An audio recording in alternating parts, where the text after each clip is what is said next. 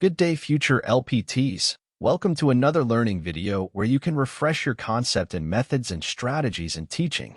In this video, we will explore the learning principle. Our top priority is ensuring that our pupils are learning. We can be directed in our teaching by understanding some basic aspects of how learning occurs. The following are some key takeaways from Horn and Pine, 1990. The first principle of learning is: learning is an experience which occurs inside the learner and is activated by the learner. Learning is a dynamic process that takes place in each learner's individual world. It is not exclusively influenced by what a teacher does. Good teaching is thought of as a facilitating process that aids people in examining and deriving meaning from life experiences on a personal level. More significantly, learning has to do with something which happens in the unique world of the learner.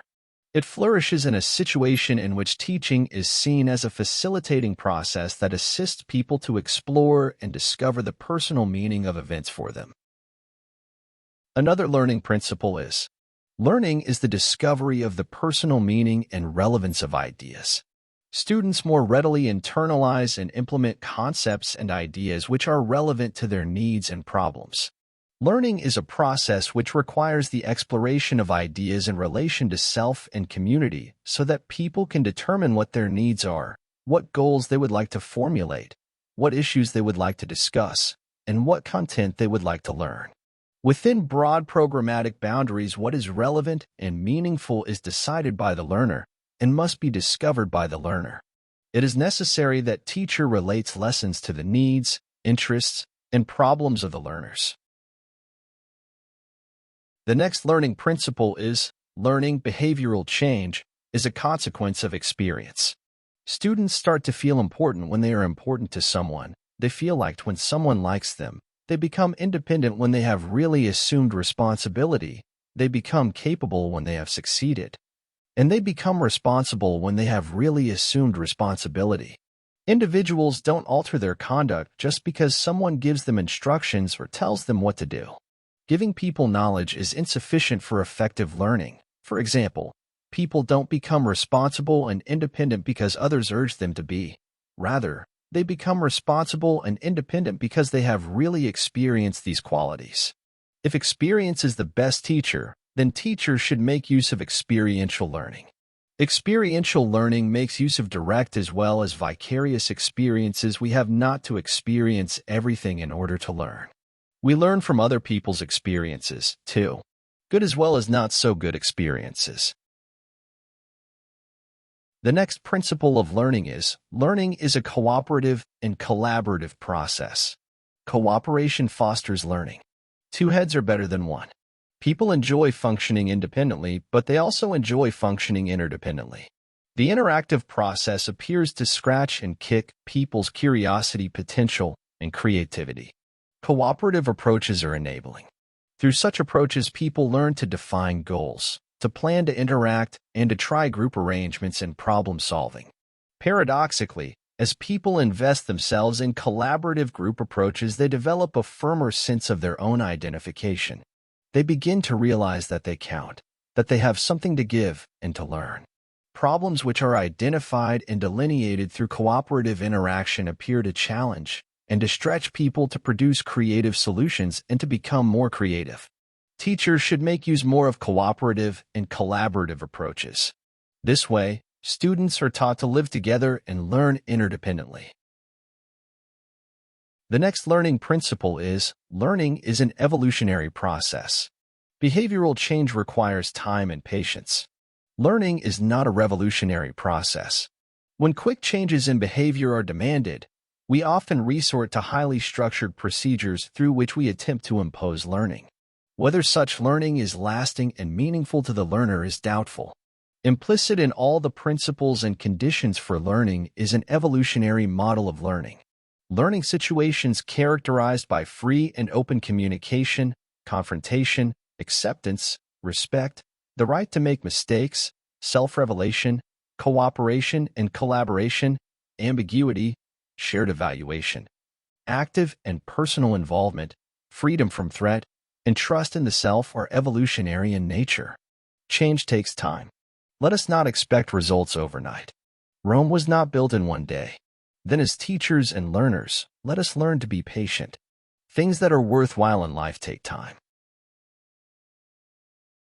Another learning experience is, learning is sometimes a painful process. Behavioral change often calls for giving up the old and comfortable ways of believing, thinking, and valuing.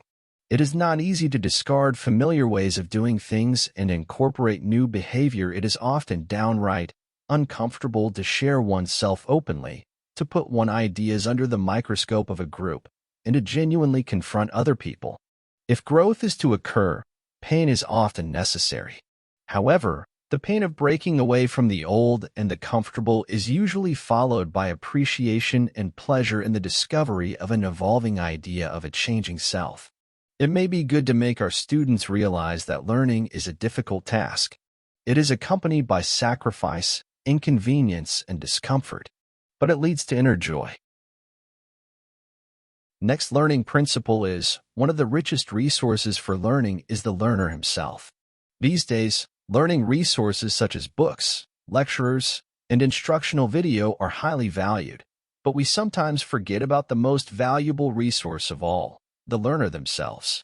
Every person has a unique combination of experiences, thoughts, emotions, and attitudes that provide a wealth of information for learning and problem solving. Too frequently, this thing goes almost unnoticed. Learning is maximized in circumstances that allow people to be vulnerable, draw from their own data collection, and share their data in cooperative interactions with others.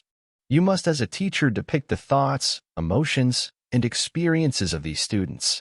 You are a midwife to the emergence of ideas. The next learning principle is, the process of learning is emotional as well as intellectual. Learning is affected by the total state of the individual.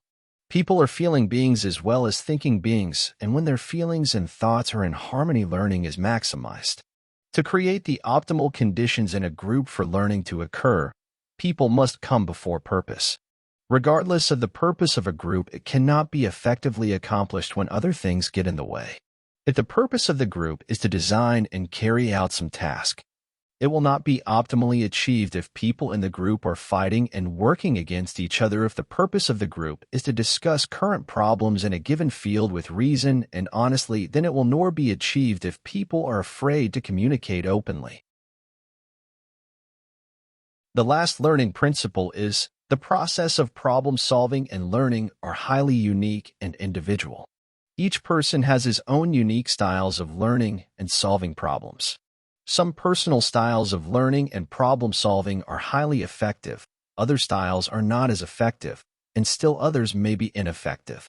We need to assist people to define and to make explicit to themselves the approaches they ordinarily use so that they can become more effective in problem solving and learning. As people become more aware of how they learn and solve problems and become exposed to alternative models used by other people, they can refine and modify their personal styles so that these can be employed more effectively.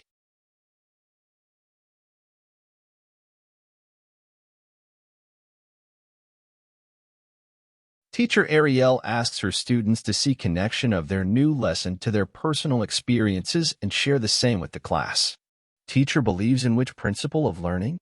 A. Learning is a cooperative and collaborative process. B. Effective learning begins with setting clear expectation and learning outcomes. C. Learning is an active process. D.